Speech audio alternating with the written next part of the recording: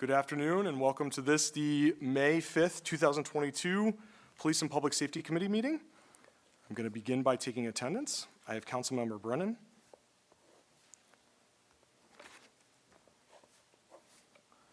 I know Town Clerk Michelle Martinelli is coming. She was here. I have Town Attorney Finnan. I have Judge Swinton. Comptroller Greenwood is here. Councilmember Moskowitz is here. I have Mr. Ben Mastriani. And I believe that is it. Okay. To begin the meeting, we are going to look to approve the minutes from the April 7th, 2022 meeting. Do I have a motion to approve the minutes? Motion. Do I have a second? All those in favor? Aye. Any opposed? Seeing as none, the motion carries. I have Jeannie, I'm sorry, I'm just going to go back to attendance. I have Jeannie Sosnow here from NCAP as well.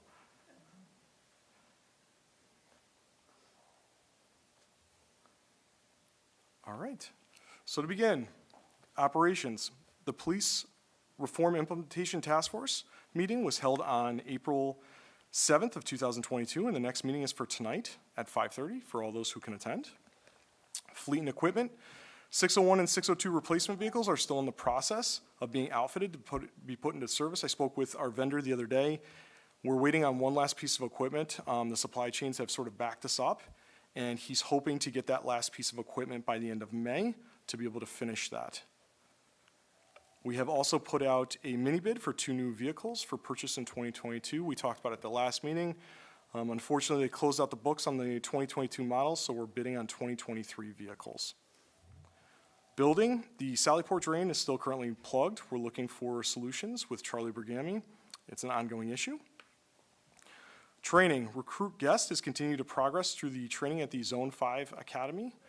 She recently passed her DT and PT finals, and all reports are that she's doing excellent.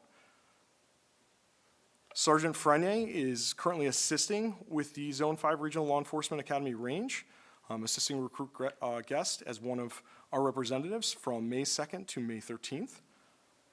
Officers Vena, Favada, Mara, and Sergeant Relation are working to complete the CRACE training. We recently found that the civilian response to active shooting events instructor training is online. And so we're trying to get more folks certified as instructors to do that and put it out to our local businesses and schools to conduct those trainings. Our department is continuing our unit on situational awareness and law enforcement stress indicators through our Police One Academy platform. We will also be training our new officers in CPR and AD training May 15th. I've had the pleasure of being the coordinator for this for a number of years, and our program is being transitioned over to Officer Wyman, but unfortunately he's not available to do it, so I will be conducting this training on May 15th with our new officers. Citizen issues. Ongoing, Marianne Kopnan requested a stop yield sign at the intersection of Middle Street and East Street. A resolution was passed at our regular April Town of Niskayuna board meeting, and we're going to continue to monitor this area and work with the residents to ensure that it is being complied with and also address any other ongoing issues. Scott and Tammy Kishbaugh reached out to us a couple months ago, and they were concerned over our police department not enforcing weight restrictions on Van Antwerp Road between Balltown and Union Street. We're still looking at this issue. There is only currently one sign that's posted, and I'm working with Town Attorney Finnan on sort of addressing that moving forward. Melanie Bornholt requested getting a permanent radar sign on Rosendale Road near Lions Park due to concerns of speed and safety. We do have a request into the Niskayuna Highway Department to move the sign there. Just so people understand the process, as we move those larger signs, it's not something that we can just pick up and move ourselves necessarily. You need tools, you need several individuals to kind of lift and navigate it and then transport it. So it's not as seamless of a process, but we are working to do that. Lori Jancic stated she had some speed concerns in the area of Clifton Park Road with increased traffic due to the ongoing Knott Street project, and actually just received an email today from sort of our traffic liaison, Officer Munger, he was able to put out a traffic study in that area. And I don't believe I have the dates of when it was done, but I believe it was I do have them, from May 3rd at 10 a.m. to May 5th at 12 p.m. And it looks like the 50th percentile was 22 miles an hour, and the 85th was 28 miles an hour. So there may be some one-offs that our residents are sort of seeing over there. Maybe some people might be frustrated with the ongoing construction. But from a traffic study standpoint, there doesn't appear to be a consistent problem. But we are going to continue to monitor it, and we ask our residents to just be patient with the traffic in that area due to the projects that are going on, including the high school capital project that also may sort of bog down the area. Some new issues. David Smith reached out to us about Grand Boulevard and about enforcement due to warmer weather. I did send out an email to our entire department directing our patrols over to Grand Boulevard. It seems with warm weather, some of the bigger roadways tend to have increased speeds, and we're all aware of that. And I sent out a reminder and also directed folks when they're available to be in the area of Grand Boulevard. Kirsten Johnson, she stated she had some concerns about the GE Circle with observations of vehicles not yielding when entering the circle. A second email had been sent out by Deputy Chief Stevens regarding this area. I myself drive on that road quite frequently, so if you see a gray Ford Explorer sitting over there, that's probably me watching it myself to and from home. Niskuna Town events. The Community Day at the First New York Federal Credit Union was held on April 23rd. The Niskuna Police Department assisted with bike safety, and Officer Brian Connor assisted with this, and it was well attended, and we had good positive feedback from it. Drug Take-Back Day was held on April 30th from 10 a.m. to 2 p.m., and I just want to say thank you to Lieutenant Twitty, NCAP, and the Niskuna High School students from base for supporting this event. I stopped by myself and helped a little bit, and I'll just give you sort of the numbers of the drugs that we were able to take back in for destruction. We had approximately 283.45 pounds of drugs that were taken in that day. And we also transported another 229.5 pounds that we had in our evidence/property from the drug take-back box receptacle that's in Town Hall. And it's not on the agenda, but I'm just going to mention it now. We are actually looking to possibly add an additional drug take-back box to our vestibule area. We found that some residents like to drop these things off on the weekends, and it might make most sense if we have something that's more accessible on the weekends as well as 24 hours a day, 7 days a week if somebody wants to drop it off. Did anybody have any questions? Everybody was looking at me. No? No, I think that's helpful. I saw at CVS it's $8 for a special bag to throw your drugs away. Yeah. So that's like a nice. Yeah, Lieutenant Twitty's looking at it. He actually reached out to the folks from the CVS box, made sure we didn't have any sort of proprietary agreements in place and things of that nature, which I don't believe we do. So we're going to look to add an additional one. It's through a separate company. Part of the reason we looked at a separate company was because the space we would have to put it in, it has to be more confined than what this box style is. So we will continue to discuss that and look at that moving forward. The Pedal Paddle Run event is being held May 14th at 8 a.m. Our department, in conjunction with the Schenectady County Sheriffs, Schenectady Police Department, and the Schenectady County Auxiliary Officers, will be working in coordination to support this great event. We look forward to it. NISCA Day, we mentioned it last time, but we're going to mention it again. It is May 21st. It's a big community day. It's a big outreach day.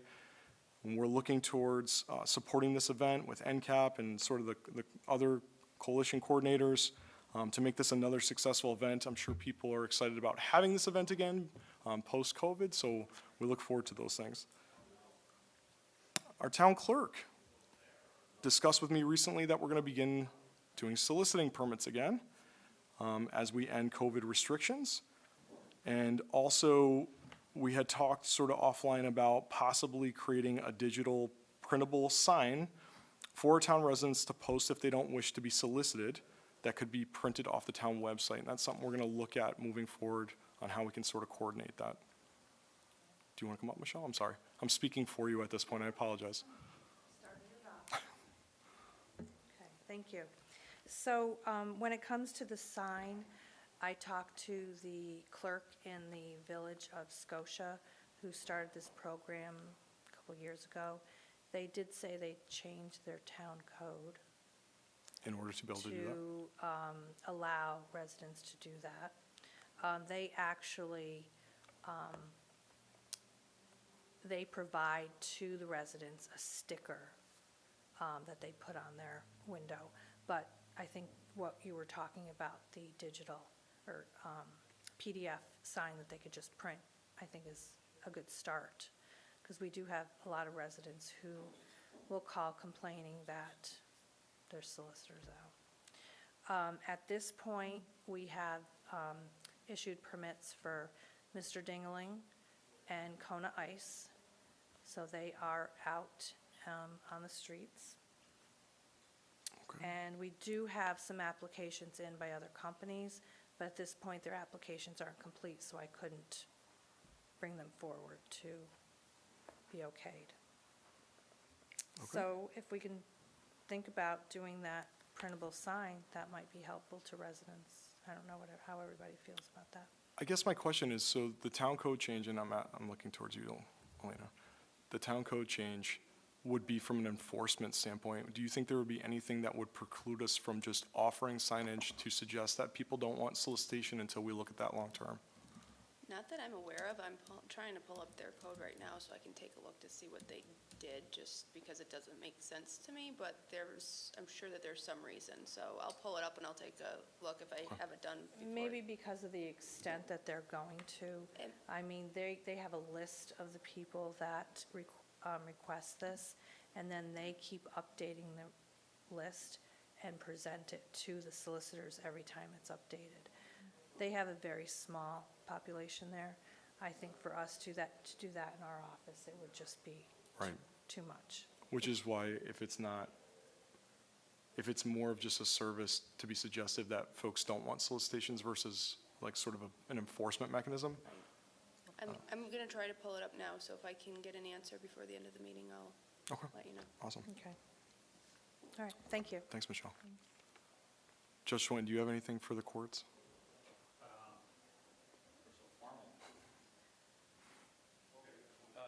Central arraignment starts Monday. So Judge Scagnelli and I have both gone through the training. They even gave us keys to the jail, believe it or not. So arraignments for the entire county, all the towns and villages, will now be handled by one judge on call for the whole county starting Monday. So we're certain to have some bugs along the way, but it's set up well. It runs the same as our accessible magistrate system. So, just talking about it out loud so I understand it, there's no longer going to be preset times. There will, although there's going to be some flexibility in them because we're trying to make sure no one's held pre-arraignment more than 12 hours. Okay, But there's still going to be the email blast, as I understand it, the email blast that goes out to all the judges, 6 o'clock in the morning, 4 o'clock in the afternoon, to let us know who's on for arraignment. But it'll be the on-call judge that will go down to the jail, arraign everybody down there for all the jurisdictions, and we send out all the paperwork and such to each one of the home courts, and we go from there. So we'll see. Little question as to what's going to happen if, for example, I'm the duty judge and I'm on the bench here, how that's going to work. We've got a system of backup judges who may have to be a backup judge that then handles that, because obviously I can't come off the bench here and Sure. go to the jail. But we're going to work all that out. awesome. But, and just to clarify, so procedurally for the Niskuna Police Department, nothing's going to change? Exactly the same for the police department. If you're picking them up on a warrant or whatever, bring them to the jail handles it from there, contacts the judge. and That's great. Handles the arraignment. That's great. So, Okay, we'll see. thanks, Judge. Jordan, sorry, I actually have an answer. So, looking at the Village of Scotia's code, the way it reads is that, as Michelle had indicated, they created basically like a registry of residences who have opted into this no solicitation. They provide that list to the solicitors with the permit, but then they essentially create penalties for offenses. So that's where the code would come into play. is if we want to have penalties to solicitors for not abiding by the wishes of the residents, would they have like that sign or that sticker on, then we would have to put that in our code, which makes sense, but that would appear to be the reason why that's in their code versus just That makes sense. having a program with a sign or a sticker. That makes sense. Okay. Fire departments, I didn't see anybody from the fire departments at all. Mr. Mastriani, I skipped over you and I apologize because I was just in a flow. Do you want to go ahead and speak?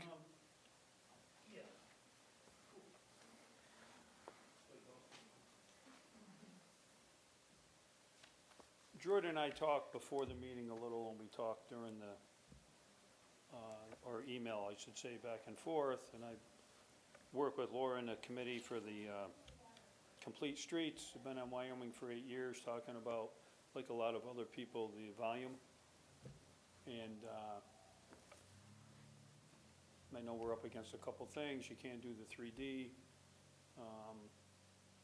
We'll sort of take anything over there. I mentioned about the Lexington Baker, how there's a stop sign going one way, not the other.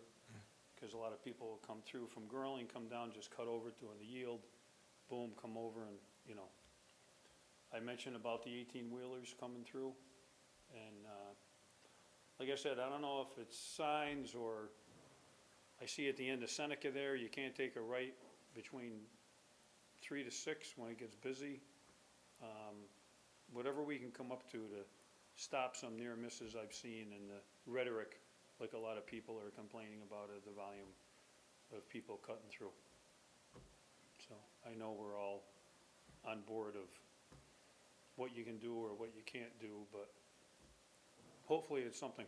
Yeah, no, we're going to, like I said to you before the meeting, we're going to continue to sort of keep an open mind as to how we can address Yeah. different areas of Old Niskuna holistically as a whole, and, Yeah. and kind of look at those things, because it's difficult when you don't have identified data that is, you know, sort of flashing at you to say, Yeah. yes, there's an issue here and this is why. So I think we need to just continue the conversation and look at it a little Yeah. bit more. There So, are some one-offs like we talked about unsafe starts and noise and, you know, different things besides speed. Yeah. But it's the volume. the volume, yeah. Okay. Thank you, Mr. Mastriani. Thank you. Jeannie, before I get going, is there anything you wanted to touch on at all? No, I just wanted to make sure that Yeah. Niskuna was on. Yeah, of course. And of course, we're very grateful for the partners we have in the school and the town, and especially the police department that makes it happen. Thank you for that. Appreciate that. Did anybody else, while I'm still going down that road, have anything they need to say before I continue? No, okay. The school district, the capital project is ongoing. We continue to monitor the traffic due to that Knott Street project in conjunction with the school project. So far, there hasn't been any major issues, but we're going to continue to look at this because this is going to be an ongoing process, obviously. Personnel, Officers Hemmerding and Powell were appointed at the April Town of Niskuna board meeting and have begun in-service training. So far, they seem to be acclimating very well. They both have great smiles on their faces and positive attitudes, and so if you see our 2 new police officers out there, make sure you engage them and say hi and introduce yourself. The Niskuna Police Department is currently canvassing the civil service list for potential new hires for the next Zone 5 Regional Law Enforcement Academy class, which I believe is going to be in July. Sergeant Jeffrey Relation has come to the end of his probationary period and is ready for permanent appointment as a sergeant. Jeff is doing an excellent job. He's our midnight sergeant. And I believe his period actually ends in June, middle to late in June, which is why Janet sent me an email explaining the process that civil service likes to have it by the 1st of that month in which it's supposed to be completed. So that's why he would go on for this town board meeting. Other community surveys, we're still doing research on how to best accomplish this. This is going to be sort of a big undertaking, and we're going to leave this on here and make sure we do this right once we gather the information we need to be able to do it. The Town of Niskuna website continues to be updated. Our police page now has a child safety seat installation request form and also a non-emergency animal report form. The child safety seat request form is just going to streamline that process for us.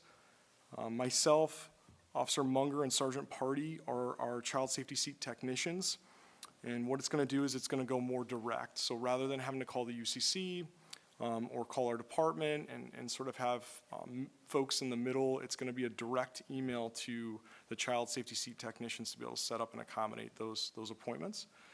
And the non-emergency animal report form is sort of for residents to use for ongoing complaints of dogs barking or sort of neighborhood issues regarding particular animals. It's not to be used for an active situation where we need to be called out that may be a safety concern. I just want to clarify that. But again, that's going to be more streamlined as well. It's going directly to our animal control officer and to the deputy chief to be able to follow up on those things appropriately.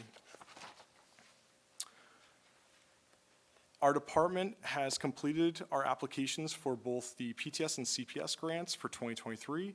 These are through the Governor's Traffic Safety.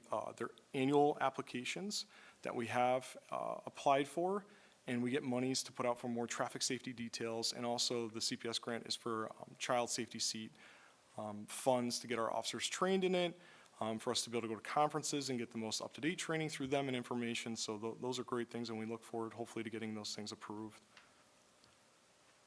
The only resolutions that we have are for the town code amendments under Chapter 37 of the police department. Anyone that wants to go and look at the last meeting through the town board, it was attached to that. It's just updating some language. We had a public hearing, and now we're going to be looking to move it to a resolution. And also, again, I spoke about Sergeant Jeffrey Relation needing a permanent appointment resolution. Does anybody else have any other business that they would like to speak about? No? Can I ask a clarifying question? Is from what I understand, the Northern Rivers mobile crisis is also on the. It is. website. Did I not mention that in the last meeting? I thought I mentioned it in the I last don't meeting. remember if you I don't either. So, great point. We have a collaborative partnership with Northern Rivers Mobile Crisis. This is a resource that is for Schenectady County residents. It's actually, there's several counties. Albany County has it as well. And we have a really good partnership with them, and we have put their information right on the Town of Niskuna website. We have some community members that have expressed interest in being able to have that information more readily accessible, not necessarily having to call the police, because what they really actually want is that resource. So if you go on our police side of the town website, if you looked on the left-hand side, in conjunction with the other two forms, or buttons, I call them blue buttons, the child safety seat installation request form and the non-emergency animal report form, there's another one that says Northern Rivers Mobile Crisis. So if you click on that, you can kind of observe that information. All their contact information is on there. And if anybody needs help with that, they can call our office, and we can help sort of navigate that for them as well. Yeah, that's really important because a team of clinicians goes to the home or the street corner or wherever the adolescent or child is in crisis, and their goal is to de-escalate and prevent hospitalization and to secure safety and create a safety plan so the child can stay in their home. Especially this week, we found out adolescent unit has closed down temporarily due to staffing issues. So this program could really be a great resource. Yeah, and just to touch on what Councilmember Brennan said, so for folks that don't understand Northern Rivers, A, I'd encourage you to go read about it on the website, but B, their whole goal is to not go to the hospital, if at all possible. It is just to kind of piggyback to really maintain a safety plan and get those resources to the folks in the community at their residences, and sort of work through those problems. And they're amazing. They come and they do training with us annually. We have a really good relationship with them. They come out anytime we call, and we look forward to sort of collaborating and building that relationship into the community moving forward. So, did you have anything else before? No, it's nice that website's getting so comprehensive. It's starting to come. All right, seeing as no other business, do I have a motion to adjourn? Motion. Is there a second? All those in favor? Any opposed? All right, and we will close this meeting out at 3:55. Thank you so much, everybody, for attending.